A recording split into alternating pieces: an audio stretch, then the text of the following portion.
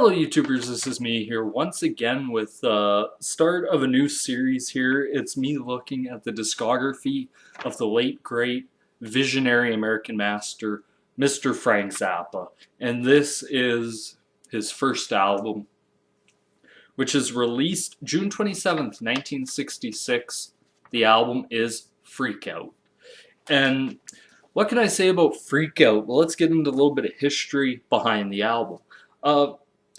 They were signed to Verve Records, and they're originally known as the Soul Giants, a rhythm and blues band, did mostly covers originally, but Frank Zappa actually wanted to get them out there and encouraged to write their own stuff. Now, some of the members in the band who knew how lucrative the scene could be said, well, we don't want to ruffle any feathers, and this could get us fired from a lot of places, and it did.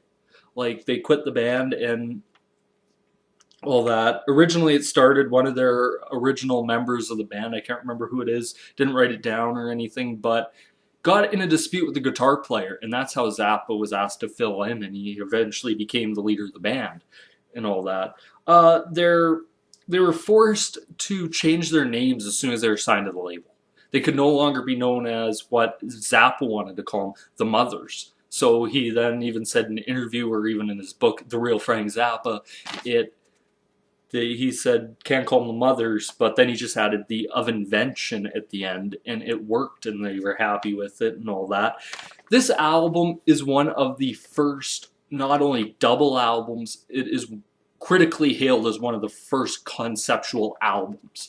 And Zappa, there's a lot first on this record that really did, I think, influence where music went after the release of this album, because this is still really before the psychedelic rock was becoming very popular.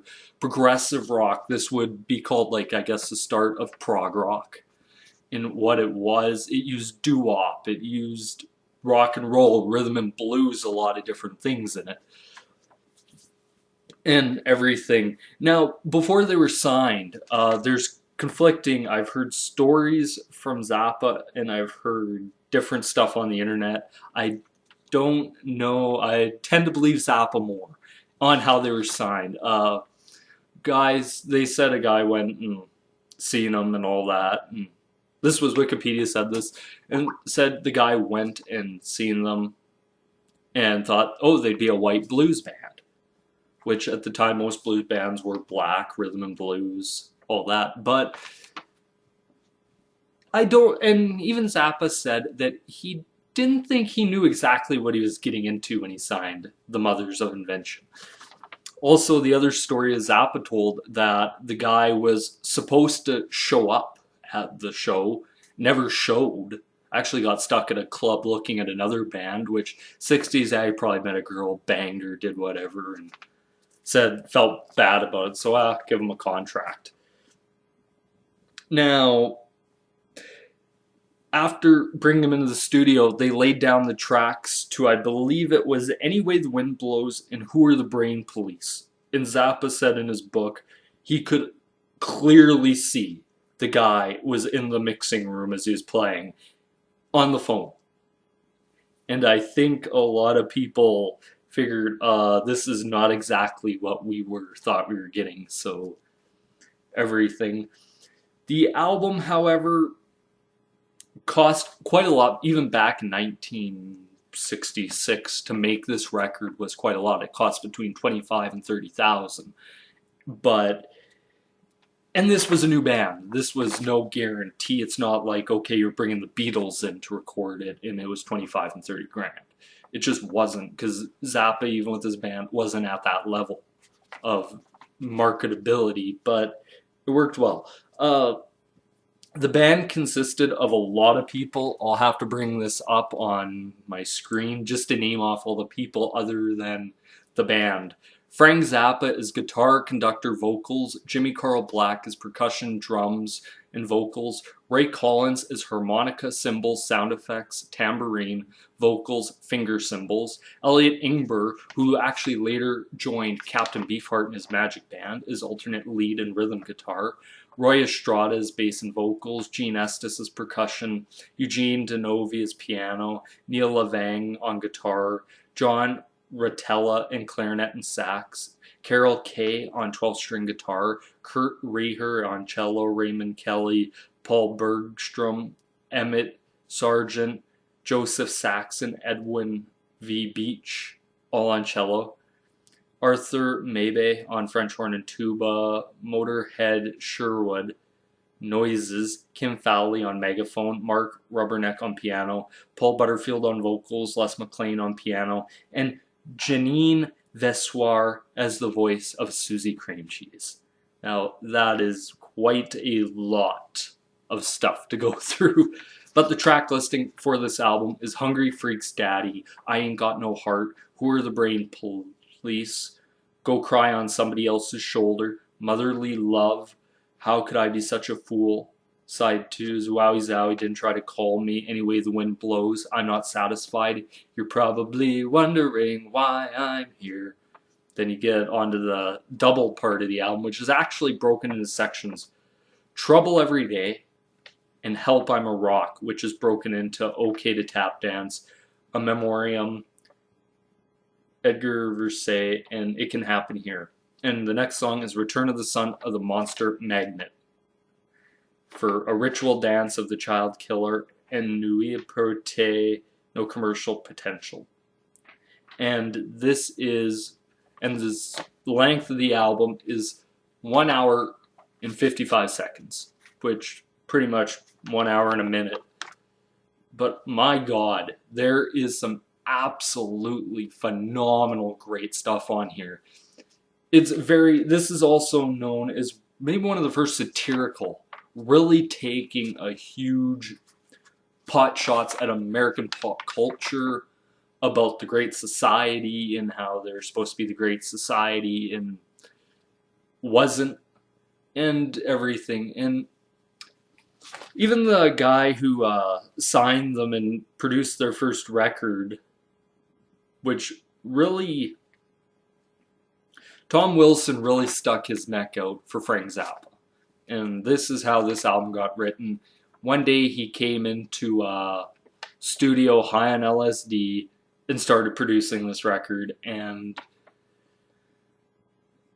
Zappa even said, like, wow, it's just what he could have been hearing and all that. And even Zappa said stuff about he brought in $500 worth of percussion equipment for a session to start at midnight and everything, and it just worked out well. And also, it's just really a great album. Like, you hear stuff like, let me just go through all the songs I really, really liked off this album. Hungry Freaks Daddy, Who Are the Brain Police, Go Cry on Somebody Else's Shoulder, Motherly Love, which, controversial, but it's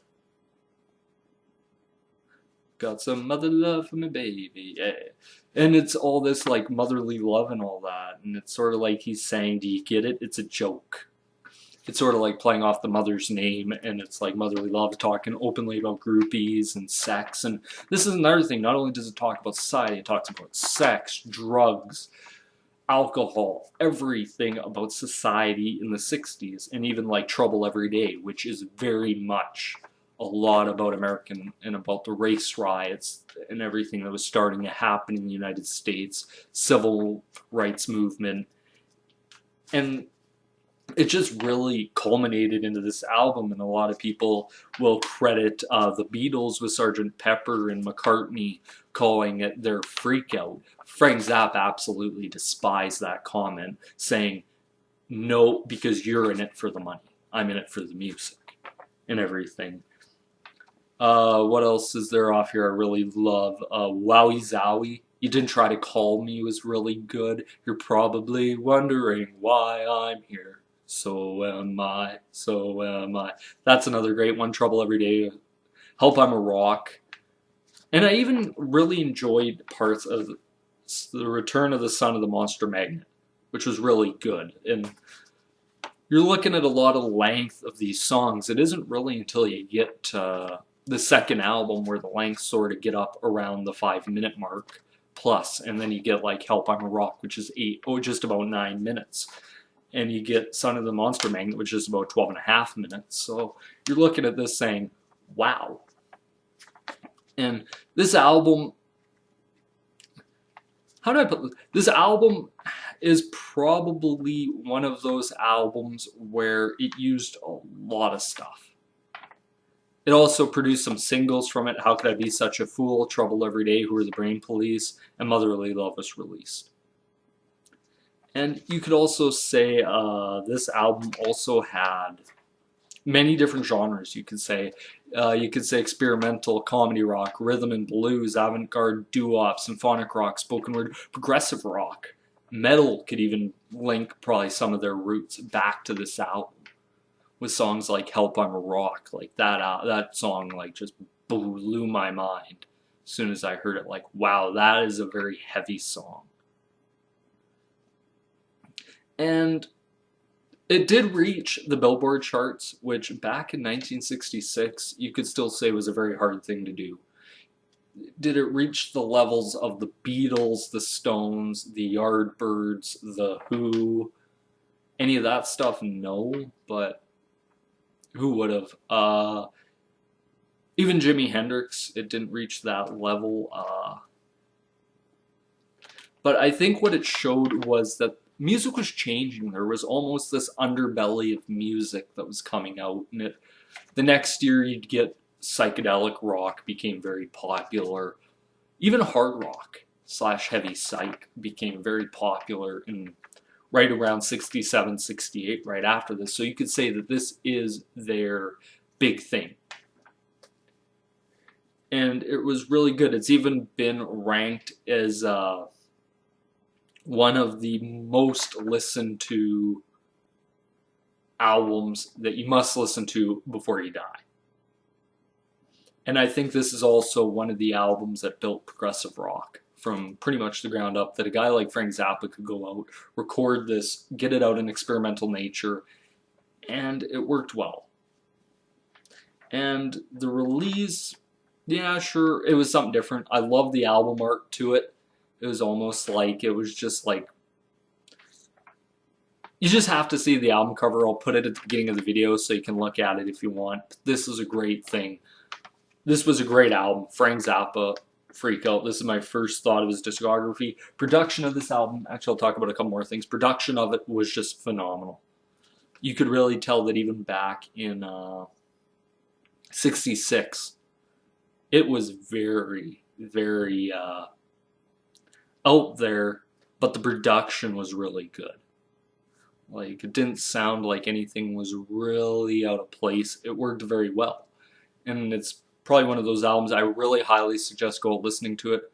This is Musicswhore here once again. No, I've been rambling on a bit, but this is my first look at the Frank Zappa discography, and up next is Absolutely Free, which is a smaller album, which I believe features actually the song Plastic People, which I will really enjoy listening to again. But once again, this is Musicswhore here. Be sure to like, favorite, comment, subscribe down below. Peace.